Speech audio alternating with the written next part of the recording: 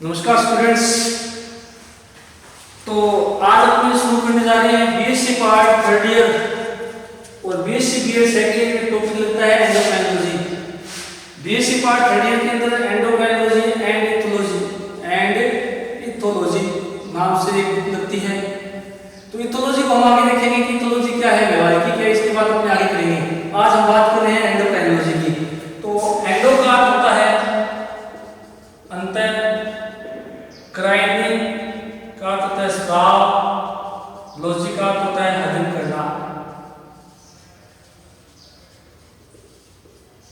तो देखिए एंडोक्राइनोलॉजी जीव विज्ञान या जो कहते हैं हम जूलॉजी की वह ब्रांच है जिसके अंदर अंतःस्राव का सेल्स या ग्लैंड्स के अंतःस्राव का अध्ययन किया जाता है, उसे एंडोक्राइनोलॉजी कहते हैं।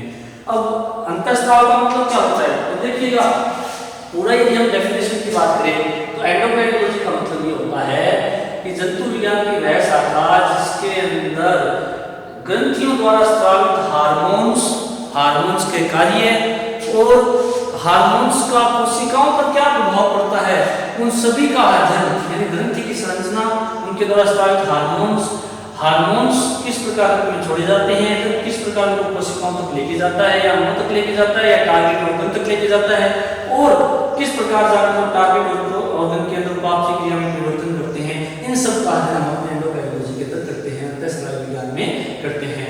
अब देखिएगा कि एंडोक्राइनोलॉजी क्यों जरूरी है।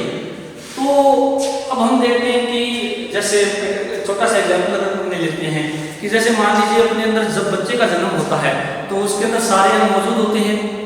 जैसे अपने बात करें नर के अंदर टेस्टिस, मेल के अंदर टेस्टिस होते हैं, मेल बेबी के अंदर फीमेल के अंदर होते हैं ओवरीज होती हैं।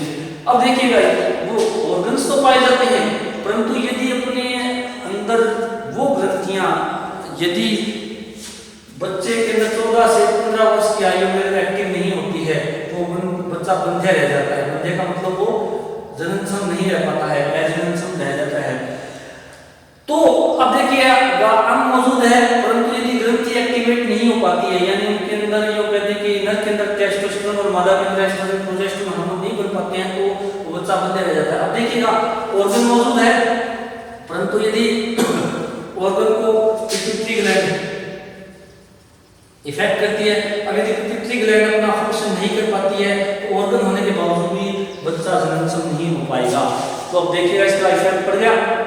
तो इसका मतलब क्या हुआ कि ये कोई ग्रंथि है उसने हमारे अंगों को कंट्रोल किया हुआ है, अंगों के ऊपर अपना नियंत्रण रखती है या अपना समन्वय रखती है, या समन्वय बनाए रखती है या कोऑर्डिनेशन बनाए रखती है, कोऑर्डिनेशन बनाए हुए रखती है। ये कोऑर्डिनेशन जरूरी भी है क्योंकि यदि ये कोऑर्डिनेशन होगा तभी हम ये कह सकते हैं कि वो अंग अपने सही तरीके से कार्य कर पाएगा, अन्यथा वो काम नहीं कर पाएगा। इस तरह की और भी बहुत सारे उदाहरण हैं। जैसे यदि हम बात करें पिट्यूटरी ग्लैंड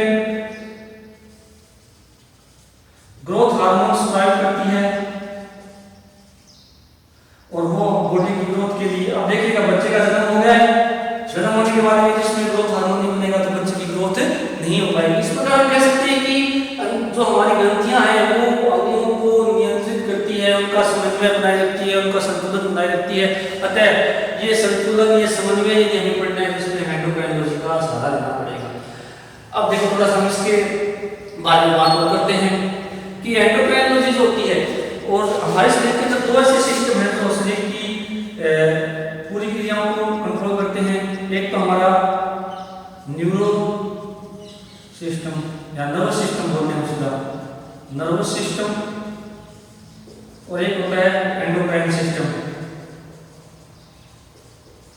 ये दो ऐसे सिस्टम हैं, न्यूरस सिस्टम और एंडोक्राइन सिस्टम। ये दोनों सिस्टम पूरी बॉडी का कंट्रोल करते हैं। बॉडी होम्योस्टेसिस ऑफ बॉडी के लिए जिम्मेदार होती है, समन्वय के लिए जिम्मेदार होती है। अब यदि समन्वय के लिए कह सकते हैं प्रत्येक अंग को सही रूप से कार्य करने के लिए जिम्मेदार होती है। अब नर्वस सिस्टम के अंदर आप ले पढ़ते हैं बहुत सारे नर्व्स होती हैं, ब्रेन है, स्पाइनल कॉर्ड है, तो ये सारे इसके अंदर आते हैं। अब देखिएगा दोनों के अंदर क्या है, नर्वस सिस्टम बहुत तीव्र गति से कार्य करता है और इसका प्रभाव जो होता है तीव्र गति से होता है, जिसके द्वारा न्यूरस न्यूरोहेमोस का स्त्राव होता है, जैसे जिसका एग्जांपल है एसिटिलकोलिन। एसिटिलकोलिन ये स्त्रावित होता है इसके द्वारा, जो कि जिस अंग से नर्व जुड़ी होती है उस अंग के पास में एसिटिलकोलिन का स्त्राव होता है और उस अंग के अंदर परिवर्तन आ जाता है। और इसका जो ये कह सकते हैं कि प्रतिक्रिया बहुत तीव्र होती है, यानी इसके अंदर आवेग का संचरण आवेश के रूप में होता है। अपने सेकेंडरी में पढ़ा था, वो आवेश का जो गमन है वो बहुत तीव्र गति से होता है। और उसके अंदर नर्व सिस्टम के अंदर आवेगों को ले जाने के लिए या आवेशों को ले जाने के लिए अपने खुद का नर्व पाई जाती है। अपने पढ़ा था संवेदी तंत्रिकाएं और चालक तंत्रिकाएं पाई जाती है, जो संवेदनाओं को लेकर जाती है और लेकर के आती है। इसलिए इसके अंदर प्रतिक्रिया करने में समय कम लगता है। अब बात करते हैं दूसरा ऐसा सिस्टम शरीर का जो समन्वय बनाए रखता है, वो है एंडोक्राइन सिस्टम।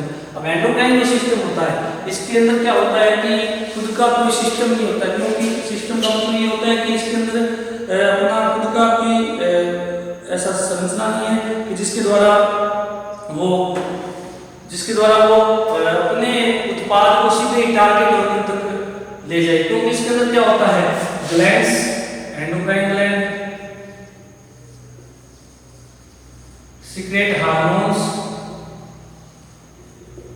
ब्लड में, और ब्लड कहाँ लिंक करता है टारगेट ऑर्गन तक। इन एंडोक्राइन ग्लैंड के द्वारा हार्मोन बनेंगे, हार्मोन ब्लड में छोड़े जाएंगे, ब्लड से कहाँ जाते हैं टारगेट ऑर्गन तक। अब देखिएगा एंडोक्राइन ग्लैंड ने अपने हार्मोन ब्लड में छोड़े, अब ब्लड पूरी बॉडी के अंदर वितरित होते हुए धीरे धीरे करते हुए कहाँ तक जाता है, टारगेट ऑर्गन तक जाता है। इस कारण इसमें क्या है, समय अधिक लगता है। और समय अधिक लगने के कारण क्या होता है कि ये जो सिस्टम है एंडोक्राइन सिस्टम में धीमी गति से कार्य करता है। हालांकि ठीक है, प्रभाव दोनों का ही है, पूरी बॉडी के समन्वय में, संतुलन में, समस्थापन में। नर्व सिस्टम भी समस्थापन स्थापित किया रहता है और एंडोक्राइन सिस्टम भी समस्थापन स्थापित किया रहता है। ये तीव्र गति से करता है जबकि ये धीमी गति से करता है। इसका रीजन ये बताया गया क्योंकि एंडोक्राइन जो ग्लैंड है अपने हार्मोन्स को ब्लड में छोड़ते हुए पूरी बॉडी में घूमते हुए टारगेट ऑर्गन तक जाता है।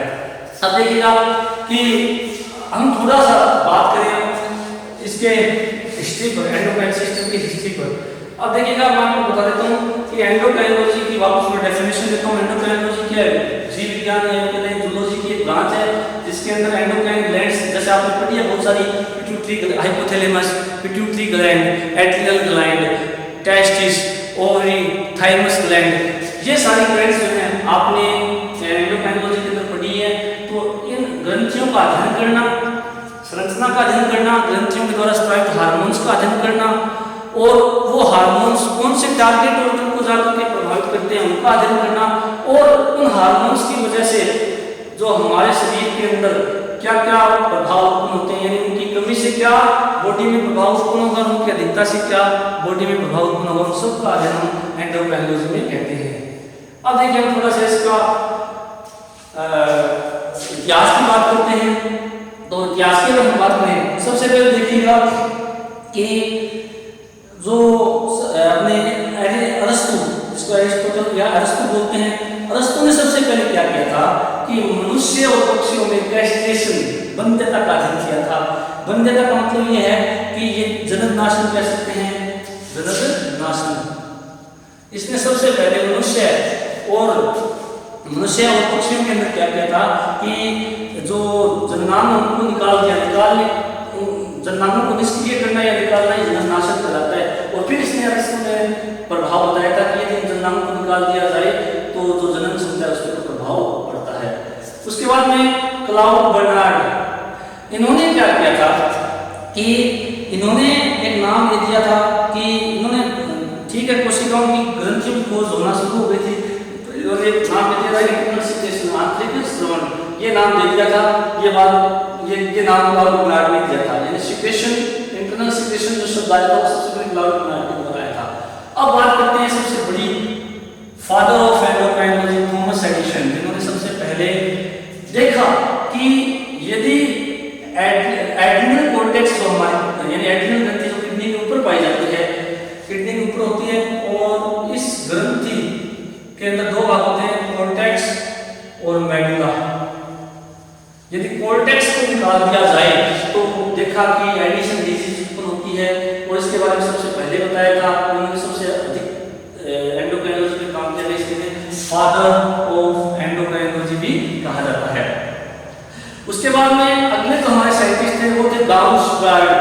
ब्राउन-स्क्वायर्ड ने क्या किया कि 72 साल की आयु में 1899 में 72 वर्ष की आयु में इन्होंने क्या किया कि जो डॉग के टेस्टिस का एक्सट्रैक्ट यानी डॉग के टेस्टिस को लेकर के उनका एक एक्सट्रैक्ट एक मिश्रण दे दिया, उस मिश्रण को अपनी बॉडी में इंजेक्ट कर दिया और इंजेक्ट करने के बाद में उन्होंने देखा कि उनके जो वर्षण हैं वो अधिक सक्रिय हो जाते हैं, यानी शुक्राणु निर्माण की क्रिया के लिए प्रेरित हो जाते हैं। तो ये बात उन्होंने बताई थी कि वास्तव में टेस्टिस होता है उसके अंदर एंडोक्राइन ग्लैंड के कैरेक्टर पाए जाते हैं। ब्राउन-स्क्वायर्ड ने 72 वर्ष की आयु में कुत्ते के वर्षण का मिश्रण बना करके या सम्मिश्रण बना करके खुद को इंजेक्शन लिया और देखा कि खुद की जनन क्षमता पर क्या प्रभाव पड़ता है। तो उन्होंने बताया था कि टेस्टिस जो है वो अपने आप में एक एंडोक्राइन ग्लैंड की तरह काम करती है। उसके बाद में अगले वैज्ञानिक थे मेरी एंड मिनोफ्स्की। इन्होंने कुत्ते के अंदर जो पैंक्रियाज ग्लैंड थी, कुत्ते की पैंक्रियाज ग्लैंड को निकाल दिया। निकालने के बाद में डायबिटीज मेलाइटिस यानी हम जिसको सामान्य भाषा में शुगर कहते हैं उसके बारे में बताया था कि जो कुत्ता है उसके अंदर ग्लूकोज का लेवल बढ़ जाता है जिसके कारण उत्पन्न रोग डायबिटीज मेलाइटिस होता है। यानी मेरी एंड मिनोफ्स्की ने पैंक्रियाज ग्लैंड को निकाल दिया था कुत्ते के, उसके बाद में डायबिटीज मेलाइटिस के फैक्टर देखे थे। उसके बाद में ब्लिस एंड स्टर्लिंग, ब्लिस और स्टर्लिंग जो थे इन्होंने सबसे पहले सिक्रेटिन हार्मोन की खोज की थी। सिक्रेटिन हार्मोन की खोज की थी और सिक्रेटिन जो हार्मोन है वो हमारे अंदर बनता है। तो ये बात सबसे पहले ब्लिस और स्टर्लिंग ने बताई थी। उसके बाद में स्टर्लिंग ने सबसे पहले हार्मोन नाम दिया था। क्या नाम दिया था? हार्मोन शब्द या हार्मोन नाम दिया था और उसके बाद से हम इसको हार्मोन शब्द यूज करते हैं। इस प्रकार हम देख सकते हैं कि एंडोक्राइनोलॉजी का जो इतिहास है उसके अंदर वैज्ञानिकों ने अलग अलग समय पर अलग अलग बातें बताई और ये प्रूव करने का प्रयास किया कि हमारे शरीर के अंदर बहुत सारी एंडोक्राइन ग्लैंड्स पाई जाती है। Thank you.